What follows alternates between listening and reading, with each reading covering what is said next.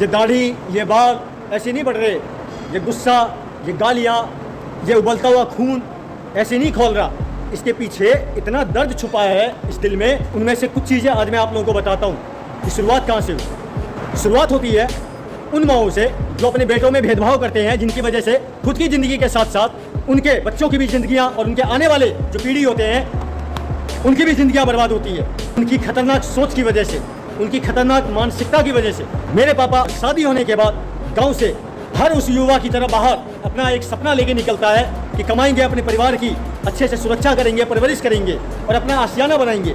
उस सोच के साथ मेरे पिताजी दिल्ली आते हैं।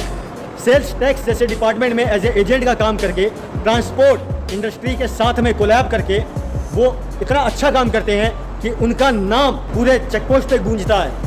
और साथ के साथ अपने बच्चों की अच्छा खासा एजुकेशन देने के साथ साथ उनकी ऐसी परवरिश करते हैं कि जैसे बड़े बड़े अमीर लोग नहीं करते होंगे, इतना लाड और प्यार से करते हैं। कुछ सालों के बाद में जब हम लोग थोड़ा बड़े हुए, मेरी बहन और वो 18 की जैसी होती है, हमारे गांव से एक खूनी षड्यंत्र हमारे परिवार को तबाह करने के लिए तैयार की जाती है।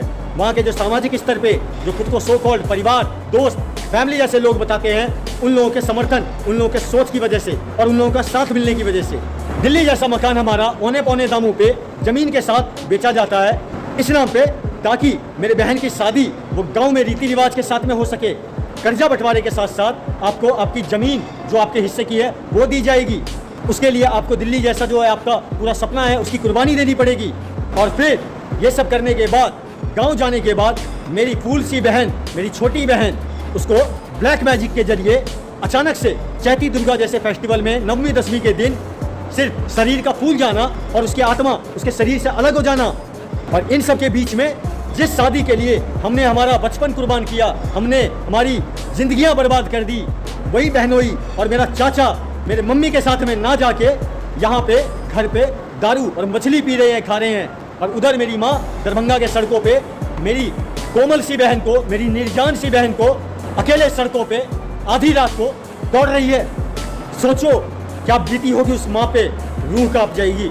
और उसके बाद उस बहन की ज़िंदगी जो कि शादी के लिए हमने इतनी कुर्बानियाँ दी, इतनी बर्बादियाँ झेली, उस बहन की ज़िंदगी भी भ्रष्ट समाज, भ्रष्ट कानून, भ्रष्ट न्यायपालिका, इन लोगों की वजह से, इन गंदे सिस्टम की वजह से, तलाक के नाम पे मेरी बहन की ज़िंदगी बर्बाद की गई। माँ को उनकी कस्टडी नहीं सौंपने के साथ साथ उस बाप को, जो कि उनकी सच्चाई उससे बेहतर कोई नहीं जानता है, उन लोगों को दी गई, जो कि आज की डेट में भी उसकी माँ दूर रह के भी, अपने बच्चों से अलग होके भी उन दोनों बच्चों की परवरिश कर रही है।